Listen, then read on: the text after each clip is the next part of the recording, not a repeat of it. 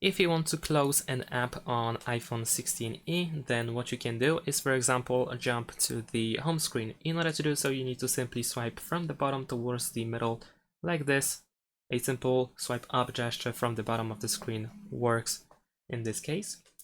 And if you want to get to the background apps, so if you want to see the list of all apps that you have opened so far, then you can do the same gesture, but you want to swipe up and still hold it in the middle for like a second or so until you actually see a part of the app over here. So then you can release your finger, and these are, here you can find all apps that you have opened in the background. So let's say I'm gonna open 3 apps over here, and now if I swipe like this, I will get all these apps that I have opened. Of course, you can go back to them, and you can do this from apps as well. And in order to close the app, you can swipe up with one finger, or you can use multiple fingers in order to close multiple apps at once, as long as you swipe up.